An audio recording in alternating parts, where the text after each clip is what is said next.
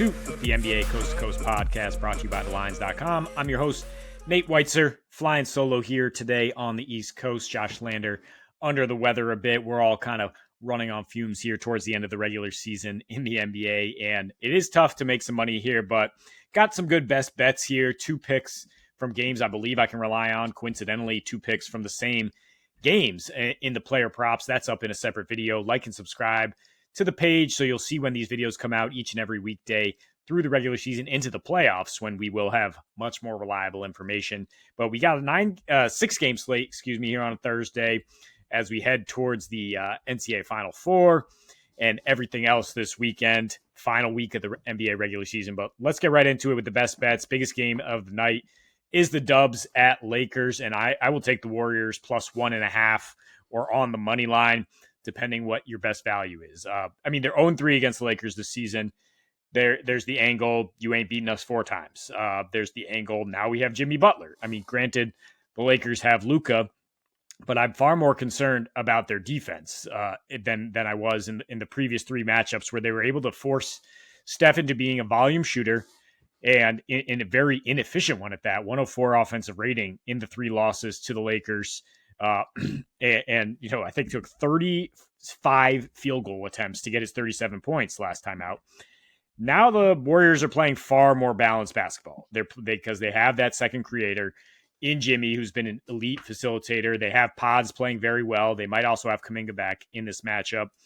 And the Lakers are actually like 5th worst giving up assists per game in their last 7. They're 7th worst guarding the 3-point line. They are dead last giving up fast break points. These are all things that the Dubs have thrived on with their balance and youth infusion on top of the veterans that we know. We know what they have at the top, but Pods and Moses Moody, they've been very balanced scoring in the backcourt, not necessarily depending on Steph to score, but drawing the defense.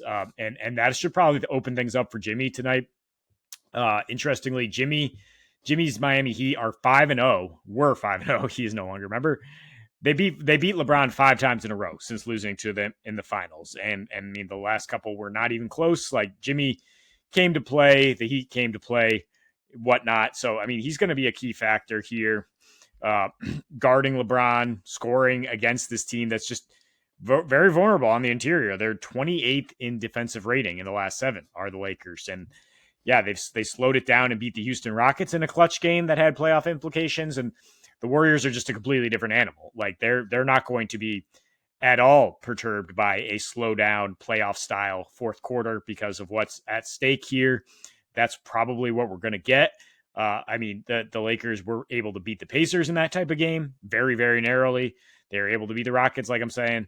But the Dubs, I think they can thrive, and they might be up because of their difficulties guarding the 3, giving up points off turnovers, like everything that Golden State needs to get out and thrive. I think that the Lakers have been giving it up, so I'm just still too concerned about their defense, regardless of the fact that they have those great creators. Don't think they can necessarily stop the Dubs. Second pick, Bucks minus 12 at the Sixers. You could just say anybody to cover against the Sixers. They failed to cover 6-7 straight here. They're 0-9 in their last 9 with the worst defensive rating in the league. Second chance points are basically free if you want them. And you have Giannis Antetokounmpo pounding the offensive glass, along with some other decent size here for the Bucks. Now they got Kuzma playing decently well, Brook Lopez. But the Sixers fans are just embracing this. Like, I can't expect them to get behind the team to win here at Philly. They're 1-5 straight up in their last 6 at home. They have 2 close games against the fellow biggest tankers in the league, almost, the Wiz and the Jazz. The Jazz right now are. So they were able to play the who's going to lose this one game, and those games were within single digits. Otherwise, the margin of victory has been 17.5 for the Sixers, their last 4 home games against competitive teams. And they're not even that competitive, these teams. Toronto, Miami, the teams that don't necessarily want to be in the playoffs, Indy, which plays down to the competition. I could say the Bucks do as well. But honestly, I look through it. They haven't played a non-playoff team in 20 games. They have a really tough schedule their last 14. That's why they've gone 5-9. That's why they have had some really glaring defensive issues exposed. but particularly corner threes, high percentage at the rim. Rolo, not that rim protector he used to be, but I mean, Philly's just awful in these categories. It's particularly getting to the rim with the lineups they're trotting out there. High percentage on their corner threes, but they have the fewest attempts in the league, in particular at their last home. And the last time the Bucks played a cupcake against shorthanded Dallas when they were completely depleted early March, they won by 30. I mean, granted, Dame had a nice game, but they also dominated on the glass and with paint points and with fast break points. And that's really the angle here is the Sixers adding Yabusele to the injury report, saying like, okay, we can't even have a functional NBA power forward / center, a small ball five out there. We cannot. We have to give up everything down low. Adem Bona now your only big man if Yabu does sit. And in their last four, their most common lineups without Yabu are posting a 134 defensive rating. The most common lineup has a 118 pace and a 97 offensive rating, which is just perfect if you need a big favorite to cover. It's like, we're going to play really fast and we're not going to score. And Giannis is going to come the other way. He's been just dominant lately in his last six.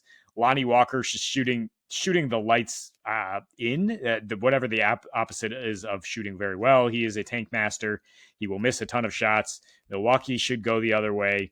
And Giannis, put up his 30, whatever, and get this double-digit win, because it's really the first easy opportunity they've had, like I said, in 20 games. A team not playing for anything. And you even have to go back further than that, because Dallas was technically in the playoff picture. So Milwaukee finally gets a break here, and I think covers the 12. So that is all the time we have for you here in Best Bets. Hope Josh is back soon. He's under the weather, but will be back hopefully on Friday. Either way, I'll have the best bets and the player props for you each and every weekday. Got the player props up for you separately in a different video here today. And until we see you next, happy betting.